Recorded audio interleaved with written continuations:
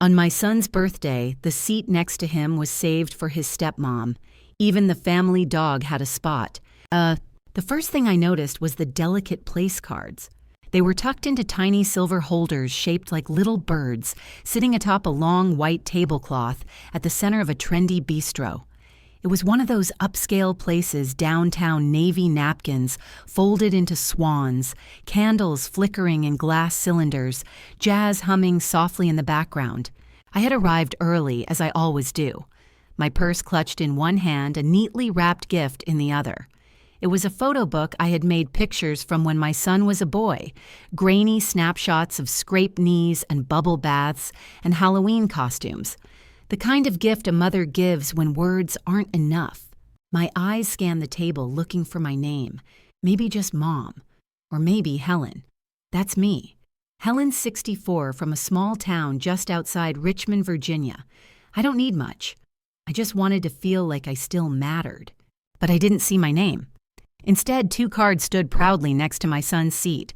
One read Melissa, the other in the same looping cursive read Muffin. Muffin, the family dog. They had saved a seat for his stepmother. And for the dog. I stood there for a moment too long. Not frozen, just still. Like if I didn't move, the scene might rearrange itself, correct the oversight. But nothing changed. The table stayed the same. My spot stayed missing. A waiter passed by and asked if I needed help. I smiled politely and said, I think I'll just sit over there. I chose a seat 2 places down close enough to see my son's face light up when Melissa kissed his cheek. Close enough to hear them laugh about something I wasn't part of. Far enough that no one had to look at me directly. I didn't say anything. I didn't ask why. I just placed the wrapped gift on the table in front of me and folded my napkin across my lap. The birthday boy was turning 26, and I didn't want to ruin it, but my fingers trembled. I took a sip of water, hoping it would settle something in my chest. It didn't. The ice clinked against the glass like a clock ticking. They all arrived in groups, Melissa's parents, some of Ethan's friends from work. Everyone had a name card. Everyone knew where they belonged. I sat there wondering, when did I stop being part of this family's blueprint? When did I become an afterthought? My son didn't notice. Or if he did, he didn't say anything. When he hugged me, hello, it was quick, perfunctory. No warmth in his hands. His smile was polite, but not real. Not the one he used to give me when he was little, when his arms wrapped tightly around my neck and he whispered, I love you, Mommy, in my ear like it was a secret just for me. I kept glancing at the cards. Melissa, Muffin. They sat there like monuments to a newer life. One that had no place for me in its architecture. Dinner went on. Dishes came and went. Conversations bubbled around me like static on a radio I couldn't quite tune into. When Melissa laughed too loudly, I flinched. Not because of the sound, but because of what it echoed, how easily joy could exist in a space where I didn't. I watched Ethan feed Muffin scraps from his plate, gently, like a father feeding a child. The seat beside him, my seat, if we were being honest, belonged to someone else now. Someone who hadn't watched him learn to ride a bike, who hadn't stayed up with him during chickenpox, who hadn't worked double shifts for years to afford his braces. No one at the table noticed me, not really. I was there, but I wasn't part of it. And maybe the worst part, I didn't even cry. I didn't want to give them that. I just sat there, hands folded tightly in my lap, listening to my son toast to new traditions and blended families. I smiled when he looked at me. But deep inside, something cracked. A quiet crack like old china, finally giving in to a pressure no one else could see. And in that moment, I realized something. This wasn't a mistake. This was a message. I just hadn't been ready to read it before. I stayed quiet through the appetizers.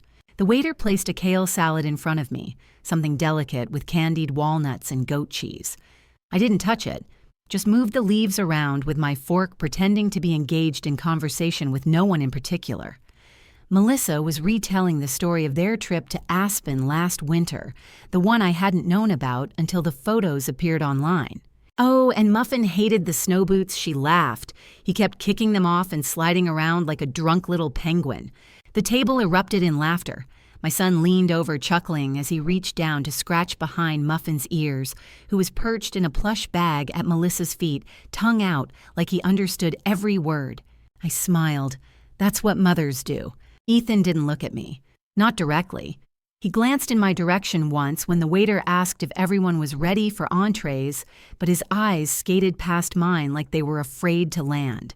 That used to hurt. Now it just settled, like fog over water. Someone had the bright idea to go around the table and share memories of Ethan's childhood. Melissa's mother started. I remember when we first met him, such a gentleman. He opened the car door for Melissa, had flowers for her. I told my husband right then, "This one's raised right." I felt my throat tighten. Raised right. Yes, I did that. I raised him alone. I wasn't always perfect, but I did everything I could. I went without new shoes for years, so he could have a decent pair every school year. I worked late shifts, gave up holidays, said no to vacations. I stitched together a childhood from love and sacrifice. But no one at that table knew any of that, or if they did, they didn't care to say so. My hands trembled under the table, still resting on the wrapped photo book I had brought. Maybe I should have kept it. Maybe I should have handed it to him quietly before we even walked into the restaurant.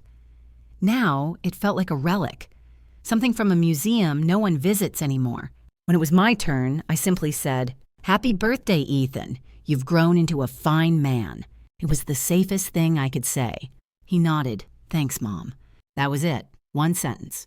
He didn't ask me to share a story. Didn't mention the birthday cake I stayed up baking when he was 8, the one shaped like a dinosaur because he swore he'd be a paleontologist. Didn't smile and say, "Remember when—" Just "Thanks, Mom." And the table moved on. I kept catching glimpses of the empty chair between him and Melissa. It wasn't empty, of course. Her purse sat there, a soft designer bag perfectly matched to her dress. The space between us felt larger than 2 seats. It felt like a canyon I didn't know how to cross anymore. I sipped from my water, swallowed slowly, and asked myself, when did I become a guest at my own son's table? The entree arrived something fancy with lamb and mint. I barely tasted it. I excused myself once to the bathroom and just stood at the sink, gripping the porcelain edge as the faucet ran. The reflection in the mirror looked tired. Not sad, just tired. I had dressed up, even curled my hair a little. But none of it mattered. I could have walked in wearing a wedding gown and I still would have been 2 seats down. Melissa raised her glass for a toast toward the end of the night. Her voice was confident like a well-practiced performance. To Ethan, the man who's brought so much joy into our lives.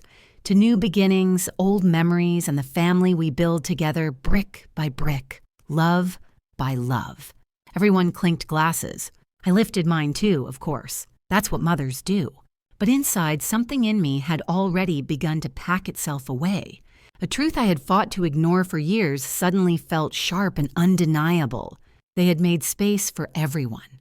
Everyone except me. And my son, my own flesh and blood, had let it happen. That was the part that hurt most. Not Melissa, not the dog, not the card that didn't bear my name. It was that Ethan didn't see me. Not really. Not anymore. The air was colder than I expected when I stepped outside. I hadn't brought a proper coat, just a soft cardigan that used to be part of a set. I thought we'd all leave the restaurant together, maybe take a few photos on the sidewalk. Exchange hugs linger in that awkward way families sometimes do when they aren't quite ready to say goodbye. But no one waited for me. They spilled out ahead Melissa's arm, wrapped through Ethan's muffin in tow, yapping excitedly at something across the street. Melissa's parents were talking about the drive home, laughing about how they always get turned around downtown. Ethan held the door for them, then turned to speak with a friend. I lingered by the door. Then I realized they hadn't noticed I wasn't with them, so I let it go. I turned in the opposite direction and started walking. The gift was still in my purse. I hadn't given it to him. There hadn't been a right moment, or maybe deep down I knew it would be easier not to. Each step echoed in the quiet of the evening. The wind picked up, brushing past my cheeks and tugging at the hem of my cardigan. A few couples walked by, arms linked, their laughter rising in little clouds of breath. I must have looked like one of those women you pass without noticing a middle-aged woman on her way to nowhere. I didn't cry. I didn't even feel angry. I just felt invisible. I passed the florist where I used to buy Ethan's birthday balloons when he was small. One year he cried because the red one floated away. I remember crouching down to his level, holding his chubby little hands and promising, "Next year, we'll get 2." We always did after that, 2 balloons every year. Funny the things we remember, the things we carry. A teenage boy whizzed past me on a skateboard, startling me slightly. His hoodie said, "Thank you, Mom," in big, bold letters on the back. The irony made my throat ache. I reached the corner where the bus stop used to be. I stood there for a moment, pretending I was waiting for something, someone. But no one came. My house was only 10 blocks away. I walked them slowly. When I got home, the porch light was still on. I had left it that way, hoping maybe Ethan would stop by after dinner. He used to do that, years ago, when birthdays meant leftovers and old movies and falling asleep on the couch with his head in my lap. I unlocked the door and stepped into the stillness.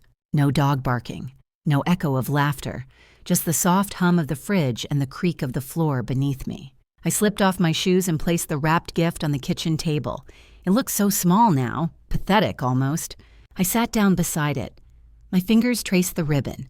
I had spent an hour choosing it something understated with tiny gold stars. He would have loved the pictures inside, or at least he used to. I pushed the gift aside and reached for the kettle.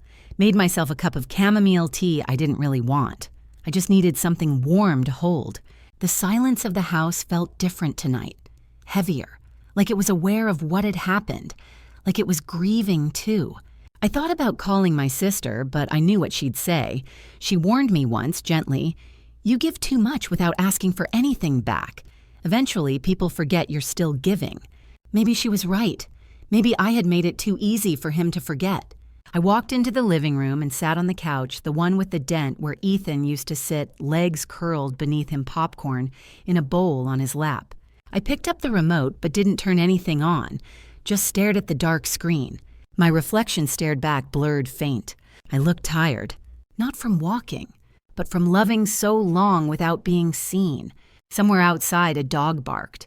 Not Muffin, a different dog, one I didn't know. I closed my eyes and let the sound wash over me.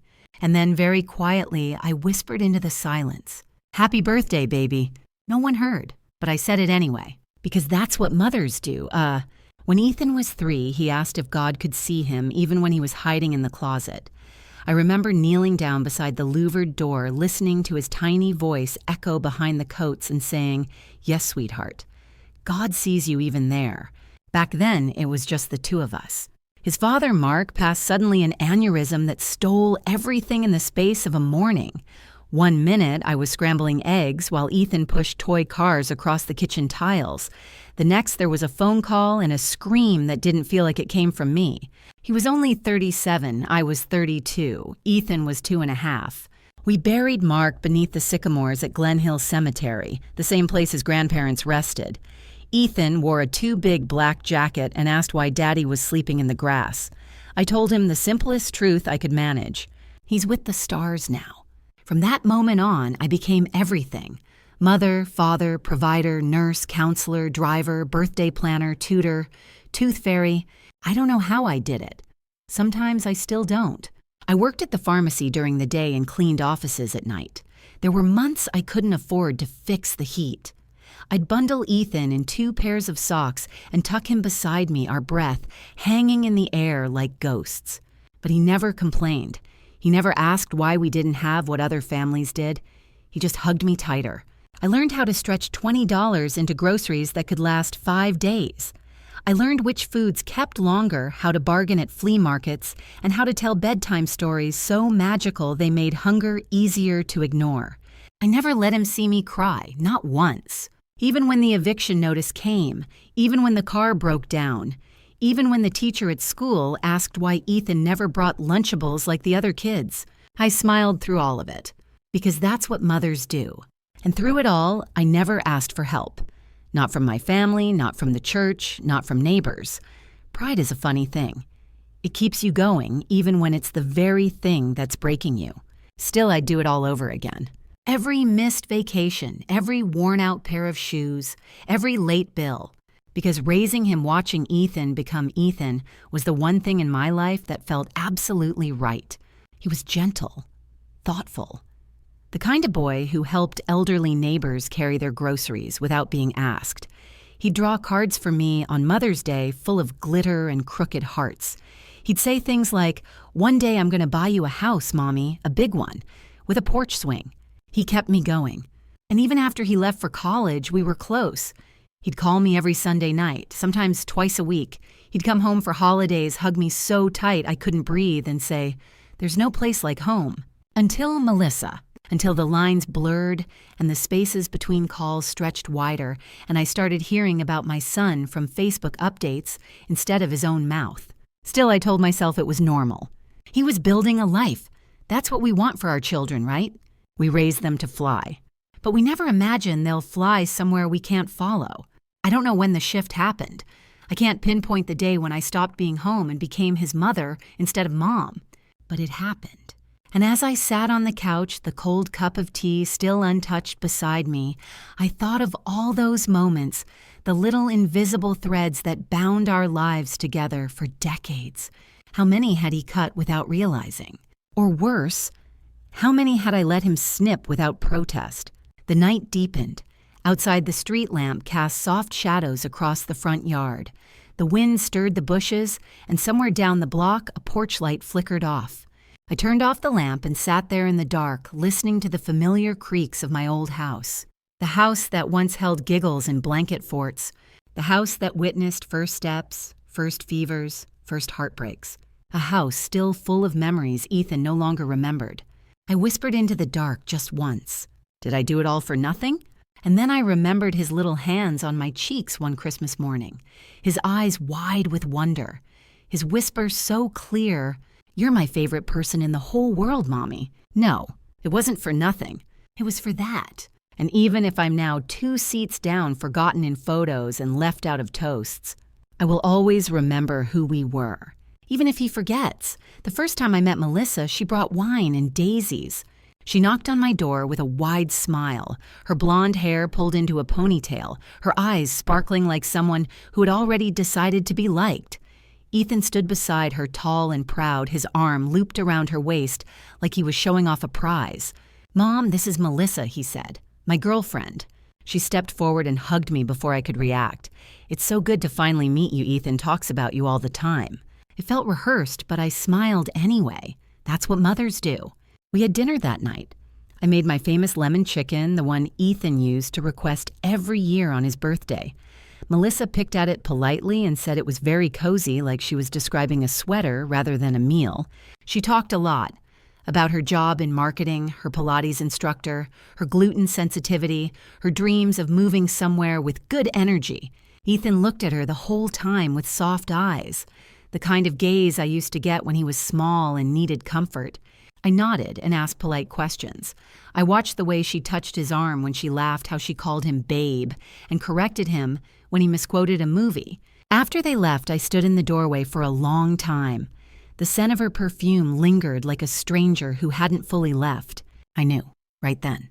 Something had changed. Not because she was awful, she wasn't. Melissa was polite, pretty ambitious, but she had a presence and ease with taking up space and redirecting the room toward herself. She had the kind of charm that made people lean in and the kind of sharpness that made you regret it if you didn't. Weeks passed, then months. Ethan still called, but less. The calls felt rushed, like he had somewhere to be or someone else listening. Melissa and I are trying this new diet.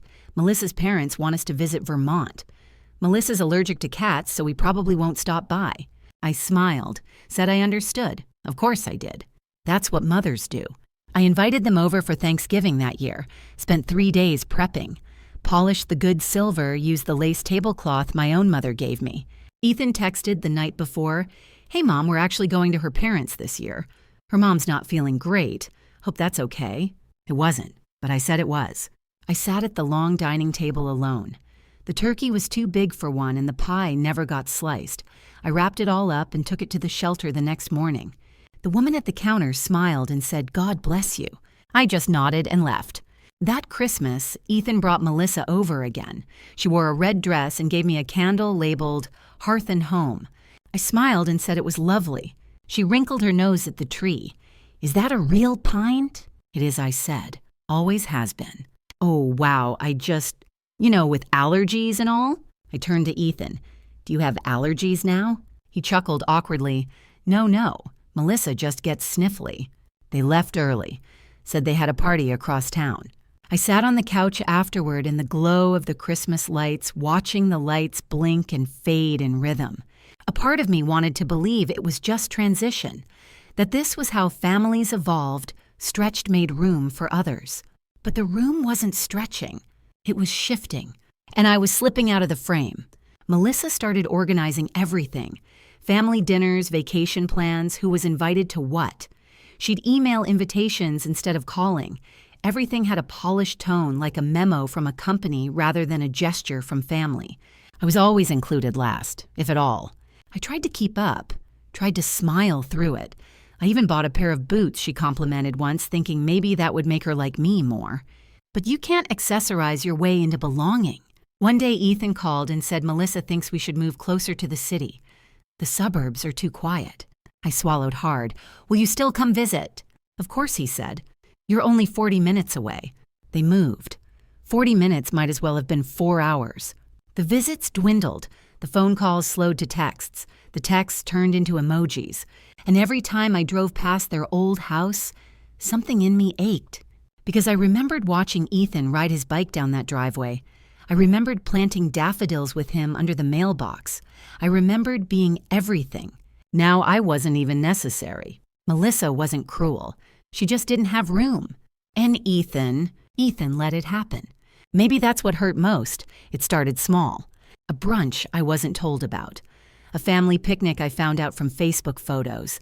An anniversary dinner where the caption read, "Just the important people." At first, I made excuses for them. Maybe it was last minute. Maybe my invitation got lost. Maybe they thought I was busy. But the excuses started piling up faster than the invitations. That Thanksgiving, the one after they moved, I baked 2 pies, apple and pecan. I wrapped them carefully in foil, placed them in a basket with cloth napkins, and drove the full 40 minutes to their new house. I hadn't been invited, but I thought I'm his mother. You don't need an invitation to bring pie to your child. Melissa answered the door. Her expression froze for just a second. She recovered quickly. Oh, Helen, hi, She glanced behind her, then back at me with a smile too tight. We weren't expecting you. I lifted the basket, smiling as warmly as I could. Thought I'd drop by. Just a quick hello. Brought pies. She hesitated before opening the door a little wider. Well, we already started eating. Ethan's in the back. Let me go grab him. She left me standing in the entryway. Not in the kitchen, not in the living room. Right there by the coat rack holding my pies. I heard laughter in the distance, voices, rising wine glasses, clinking. Ethan appeared after a moment, his expression caught somewhere between surprise and guilt. Hey, Mom, he kissed my cheek quickly. Didn't know you were coming. I just wanted to say Happy Thanksgiving and bring you these. I handed him the basket. He took it awkwardly. That's really nice of you. Then silence. I shifted. I can head out. Just wanted to drop them off. He nodded, almost relieved. Okay, we'll call you later, all right? I stepped back out into the cold, my arms suddenly feeling very empty. That was the first real time I knew in my bones that I was being erased. Not violently, not with cruelty, but quietly, by omission.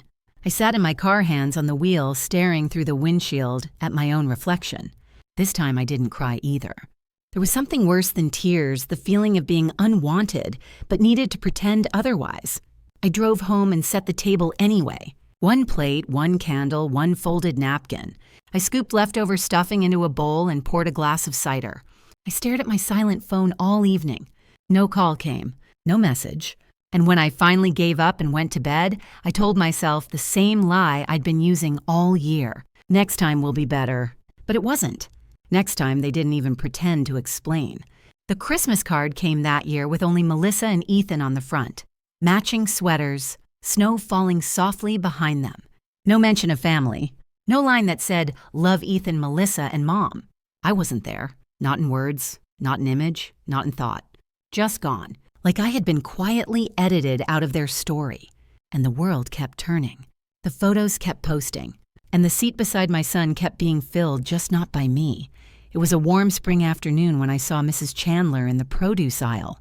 She lived across the street from Ethan's new house, a kind woman always wearing a wide-brimmed hat and lipstick just a shade too pink. We'd exchanged holiday cookies once years ago, back when Ethan still came home, and I still had something to frost. "Oh, Helen," she said, her voice bright with recognition. "I was just thinking about you the other day." We chatted by the green beans. She asked how I was doing, how retirement felt, and if I was still growing those gorgeous yellow tulips. Then she said it, so casually. "I saw the photos from Ethan's engagement party. Oh my, they went all out. The backyard looked magical. Twinkle lights, fire pits, even a violinist. Melissa sure knows how to throw a party." My breath caught in my throat. "Engagement party," I repeated. Mrs. Chandler's face faltered. "Oh, dear, I assumed you were there. You weren't in any of the photos, but I thought maybe I missed one." I smiled, or tried to. No, I wasn't invited. Her hand flew to her mouth. "Oh, Helen, I'm so sorry. I didn't mean—" "It's all right," I said, reaching for a plastic bag to hide the tremble in my fingers. They must have kept it small. She mumbled something else, maybe about Melissa's parents or the weather that day I can't remember. I just nodded and said goodbye. I walked to my car with apples in one hand and grief in the other. The steering wheel was hot to the touch. I sat there, the air stale and unmoving, watching two kids push a cart down the lot, laughing about nothing. Engaged. He hadn't told me. Not even a call, not even a message. I told myself maybe it wasn't official yet. Maybe they were still figuring things out. But a few days later, I got my answer. The wedding website. Melissa had made it. Her name came first, then Ethan's. Their love story started with their first coffee date, full of cute nicknames and photos of weekend hikes. It spoke of shared dreams and a future built on partnership and adventure. There was a whole section dedicated to their pets. Not their parents. Not me. There was a list of important guests. Melissa's parents were labeled second and third hearts. Her maid of honor had a paragraph of adoration. Even the officiant, a friend from grad school, got a shout-out. My name wasn't there. Not once. I clicked through every tab, hoping, praying for even a whisper of recognition. Nothing. I stared at the RSVP link hands hovering over the mouse, but I couldn't bring myself to click it. Not that it mattered. I hadn't been sent a login. The knot in my stomach grew tighter.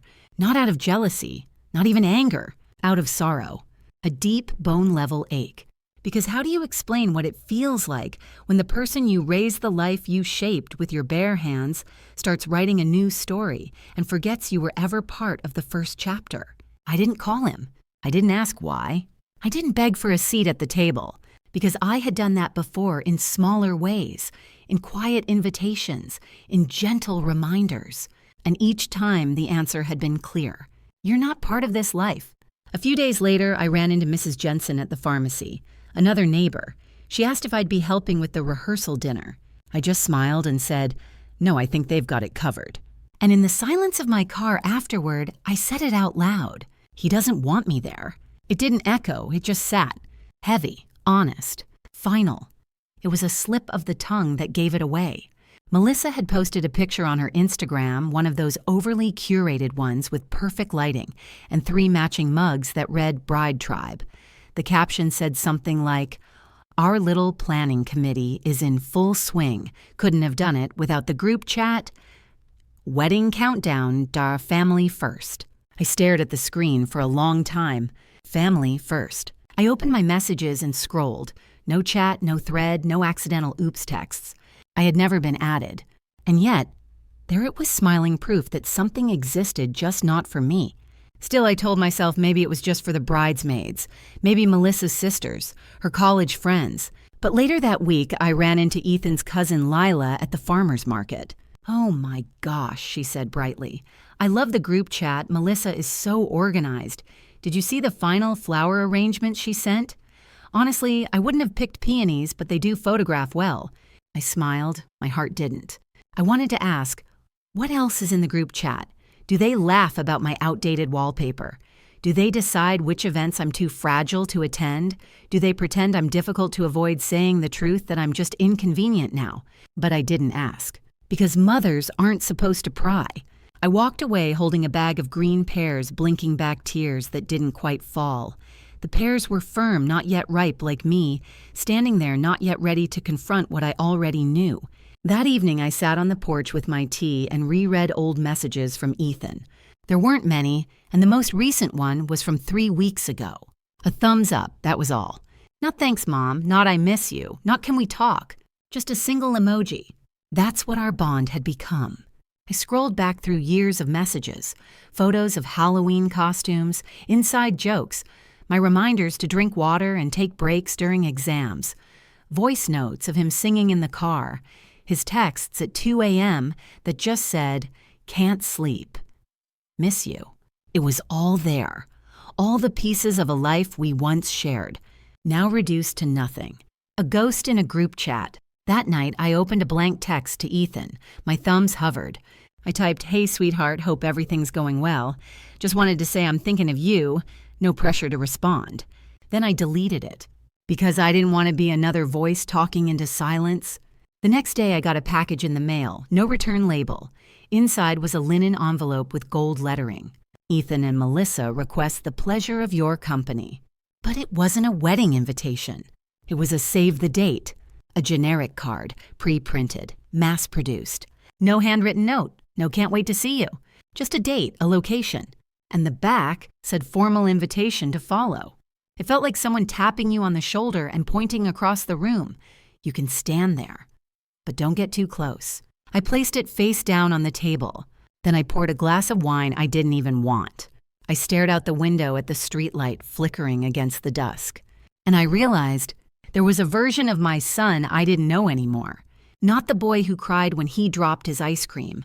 Not the teenager who called me in the middle of the night just to talk. Not the college kid who hugged me so tight before moving into his dorm. This version, he was kind to everyone else. But with me, he was indifferent. And somehow that hurt more than cruelty ever could. It was Christmas Eve when I made the mistake of dropping by unannounced. I had baked a batch of sugar cookies shaped like stars and angels, Ethan's childhood favorites. I even added the red and green sprinkles he used to pour too generously when he was little. I wrapped them in parchment, placed them in a tin with a handwritten tag for Ethan and Melissa, with love, Mom. They only lived 40 minutes away, and I had this idea, this foolish aching hope that maybe I'd knock on the door and be welcomed in. That maybe Ethan would see the cookies and his eyes would soften and he'd say, "Mom, stay for a bit." So I dressed up a little. Nothing fancy, just a green scarf and some blush. I stood at their front door, tin in hand, practicing my smile like a teenager before a first date. Melissa answered. She looked surprised but not delighted. Her lips parted slightly. "Oh, hi." "Hi," I said, trying to keep my voice light. "Just dropping these off." She didn't open the door all the way, just enough to slip through. Ethan's voice called faintly from inside. "Who is it, babe?" She turned her head. "It's your mom." A pause.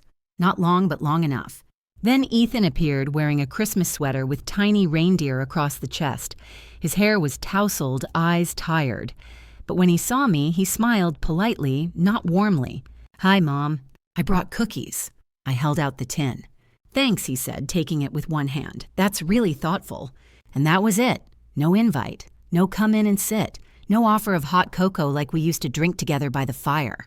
I tried to peer around him, not out of nosiness, but out of longing. And there they were. The stockings. Hanging from the mantel were 5. One with Melissa's name embroidered in gold. One for Ethan. One for Melissa's mom. One for Melissa's dad. And one for Muffin. A little red stocking with a paw print and bones stitched around the top. There wasn't one for me. Not even a small one hidden in the corner. I stared at them longer than I should have, trying to blink away the sting. Melissa noticed. She followed my gaze and said casually, "Oh, we ran out of hooks. Next year, we'll get more.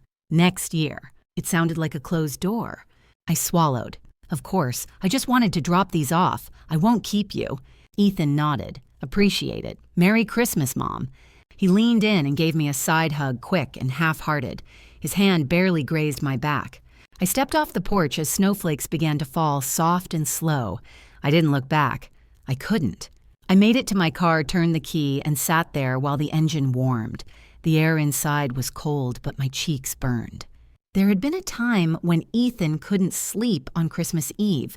He'd tiptoe into my room in footy pajamas, whispering, "Did Santa come yet?" I'd tell him no, not yet, but if he climbed into bed and closed his eyes, maybe Santa would come faster. We'd wake up together and run down the stairs, and he'd gasp at the stockings, the toys, the cookies, half-eaten on the plate. We had our own magic, but now I was standing outside that very magic. Not forgotten, replaced. I drove home on snow-dusted roads, the windshield wipers squeaking every few seconds. On the radio, someone sang, "I'll be home for Christmas," in a voice too soft to bear. When I got back, I lit a candle and sat by the window. The tree blinked its lights in tired rhythm. And for the first time in my life, I didn't leave out cookies for Santa. Because the child who used to believe in them had stopped believing in me. His birthday came on a Thursday that year. I woke early like I always did on Ethan's birthday, even though he was a grown man now, even though the rituals we once shared had all unraveled into silence.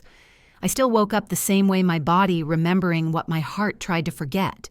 I made pancakes, his favorite with blueberries folded in, even though I had no one to feed them to. I set the table for one but left a second plate beside mine out of habit. Old ghosts need somewhere to sit too. By 10 a.m., I still hadn't heard from him.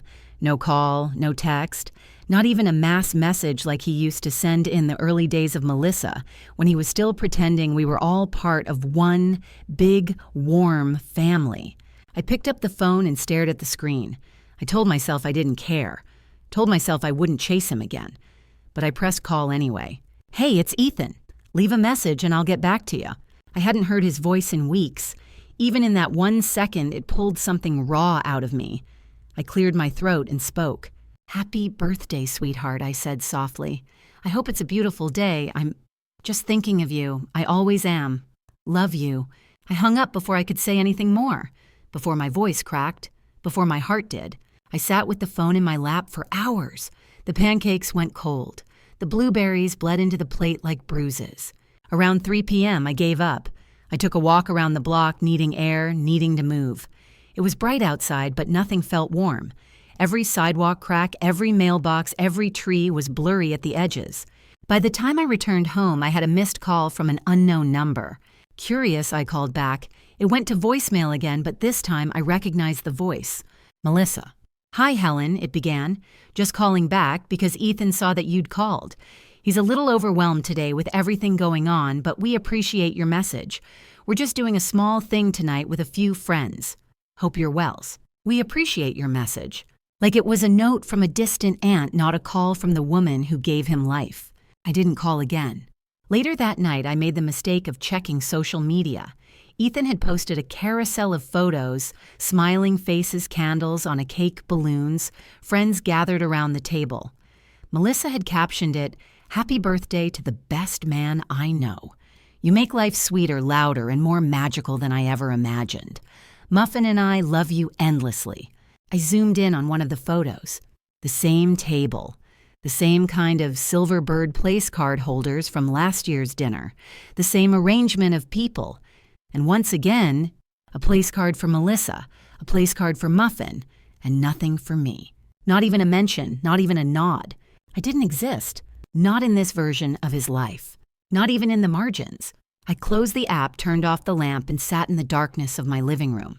Outside, someone in the neighborhood lit a few early fireworks, little fizzles of celebration echoing in the sky.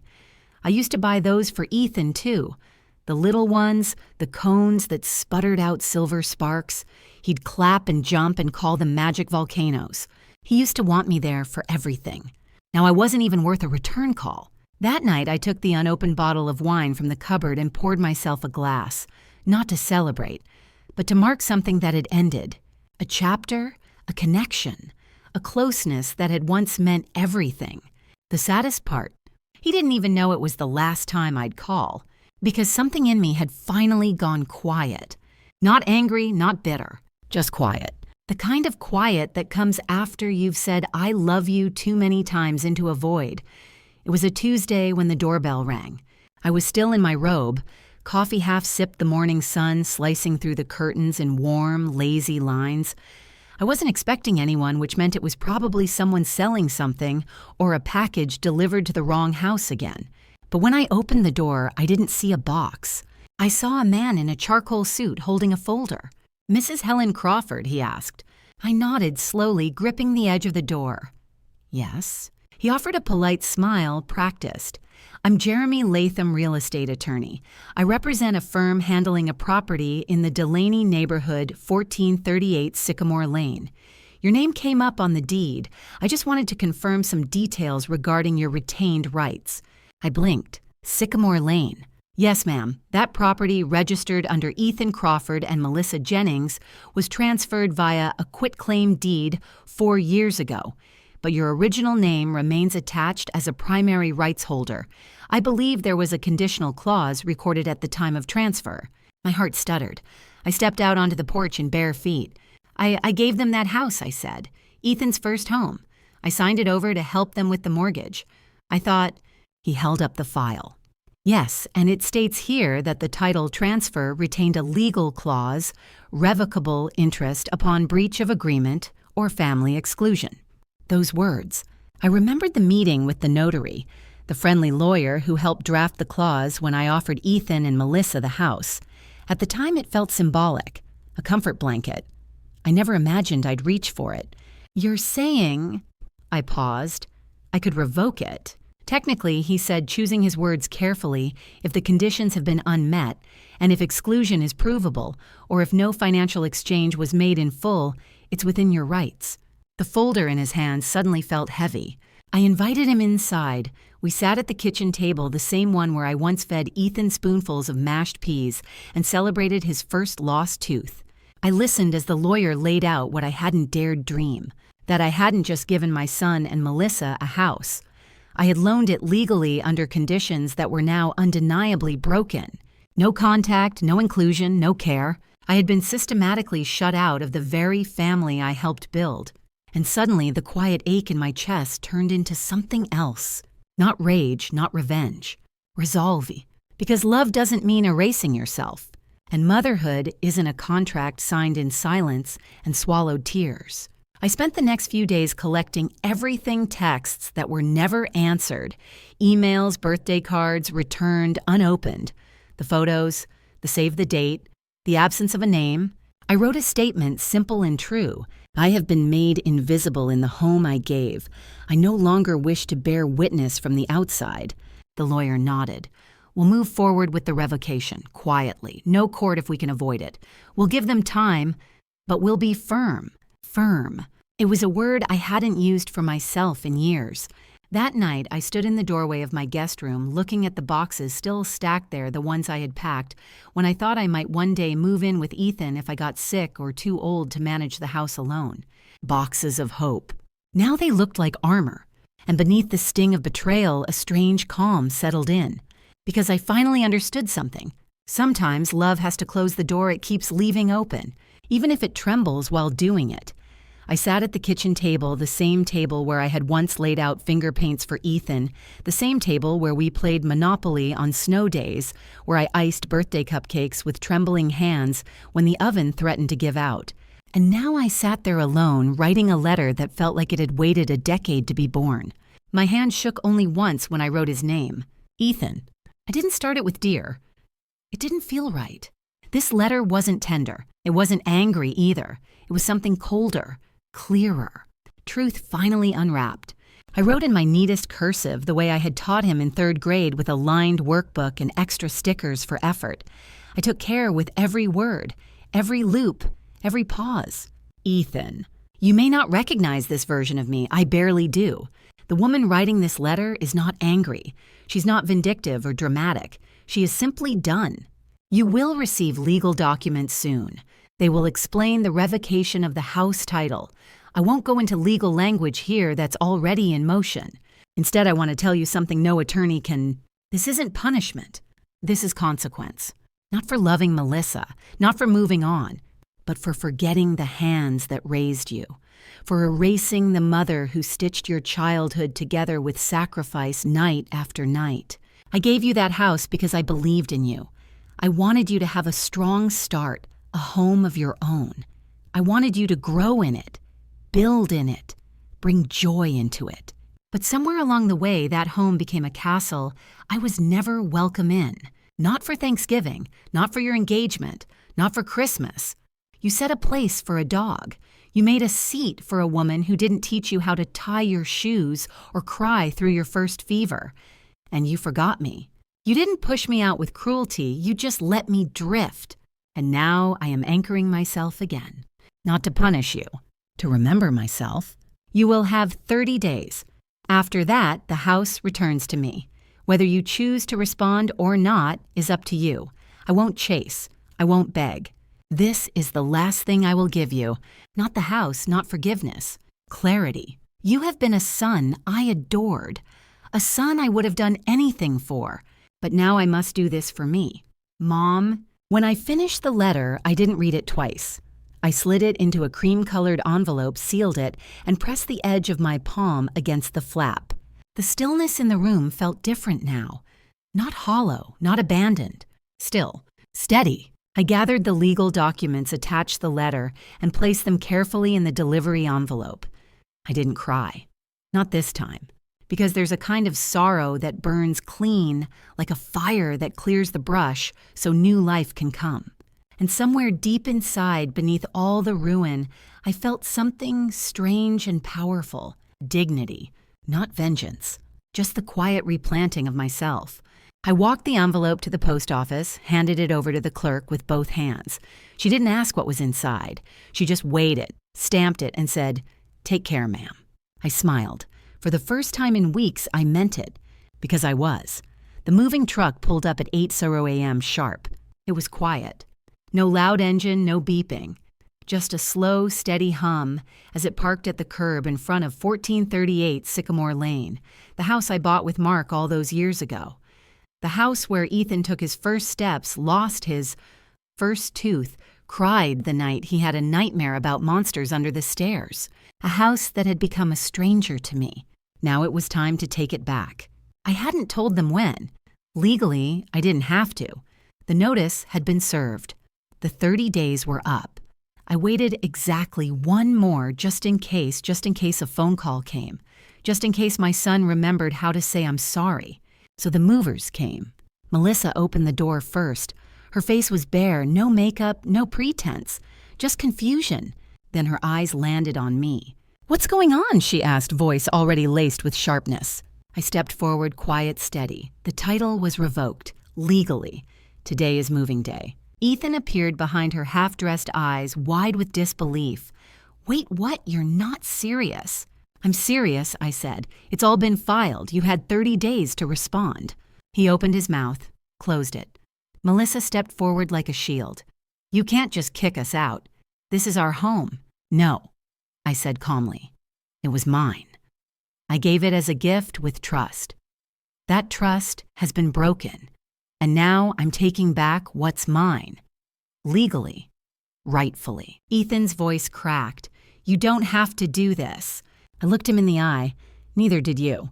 He flinched, just slightly. Melissa crossed her arms. "We'll fight this." I nodded. "You're welcome to try, but you'll lose. I'm not doing this out of anger. I'm doing it because you've shown me who I am to you." One of the movers approached. "Where would you like us to start, ma'am?" I looked at him then at the house. My house. "The guest room first," I said. "That's where I imagine most of the boxes are." They moved quickly, efficiently. No yelling, no noise. Just the sound of tape, stretching furniture, shifting lives being packed. Ethan stood on the porch, hands in his pockets, eyes cast downward. I saw a flicker of the boy he once was, the boy who used to bring me dandelions and whisper secrets into my ear. But it was gone in a blink. Melissa stomped down the steps, phone in hand. "We're calling your lawyer. This isn't over."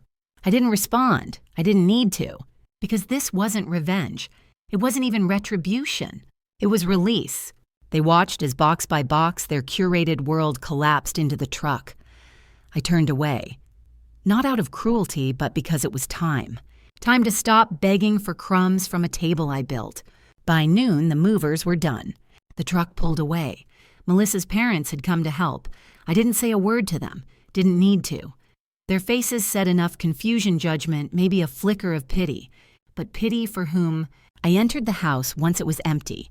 It smelled different lavender pine, something artificial. I opened windows, let in the real air. I walked from room to room, touching the walls like they might whisper memories back to me.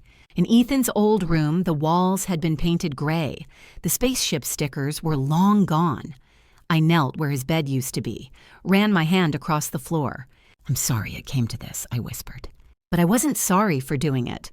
I had begged with silence, pleaded with patience, loved without boundaries. And when that love was no longer seen, I remembered something I'd forgotten for far too long. I matter too. That evening, I sat in the living room alone in the quiet. The light shifted as the sun began to fall, bathing the house in amber. No texts came, no voicemails.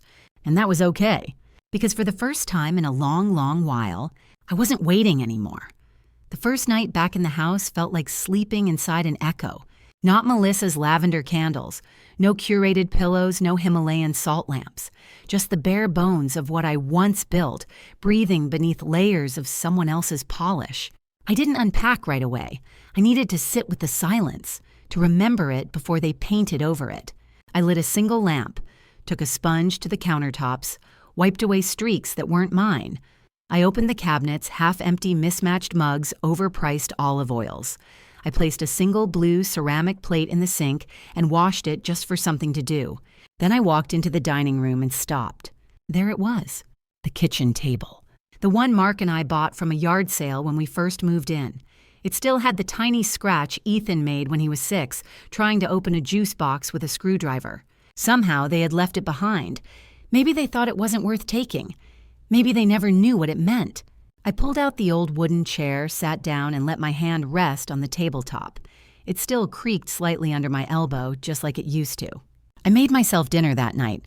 Nothing special, grilled cheese tomato soup from a can, but I plated it nicely. Cloth napkin, glass of water with lemon. I sat at that table and ate slowly. Alone, but not lonely. There's a difference. Lonely is what I felt 2 seats down from my son. Lonely is what I felt when the dog had a stocking and I didn't. Lonely is when you're surrounded by people and still not seen. This was solitude, and solitude when chosen can be peace. I finished my meal and looked out the window. The streetlights glowed faintly. A breeze pushed through the trees, brushing against the window panes like an old friend returning. After the dishes, I found an old photo album in a box by the hall closet. I took it back to the table, lit a candle, and flipped through pages filled with tiny miracles. Ethan as a baby cradled in Mark's arms. Ethan in a Superman cape, feet off the ground as he jumped from the porch. Ethan grinning, missing 2 front teeth, frosting smeared across his cheeks. Each photo was a thread back to the truth. I was a good mother. Maybe not perfect, maybe not always soft, but strong, steady, devoted. They say when people try to erase you, you must remember yourself louder. And that night, in the quiet hum of the house I once gave away, I remembered myself. I didn't need their place cards. I didn't need their filtered photos. I didn't need permission to exist. I closed the photo album, gently stood, and turned off the light. As I climbed the stairs, I whispered to no one in particular, I am still here. Because I was. Still standing, still whole, still home. Spring came early that year. It slipped in gently, like a soft apology after a harsh winter. The trees out front bloomed pink and white, just like they used to when Ethan was small, and picked petals off the branches to make wishes on the porch. The air was warm enough to open the windows again. I spent a full Saturday airing out the house, washing linens, beating dust from curtains, letting sunlight spill into rooms that had forgotten it. I baked again. Not because anyone was coming, but because I wanted to. Banana bread this time, thick and golden with walnuts. The smell filled the kitchen like memory. I dusted off the good china from the cabinet. The set I never used, the one with tiny blue violets etched along the rim. I set the table. 3 places. One for me, one for memory, and one for hope. It looked ridiculous, maybe, but it felt right. I didn't pretend the other seats would be filled. I didn't place name cards or imagine some dramatic reconciliation. I simply acknowledged that something sacred had lived in those spaces once, and something still might again. I poured tea, sat alone, took a bite of warm bread, and let the silence fold gently around me. Not suffocating this time, just still. I thought about Ethan, not the man who forgot me, but the boy who used to crawl into my lap without asking just because he knew it was safe there. And I thought about Melissa, too. Not in anger, not anymore.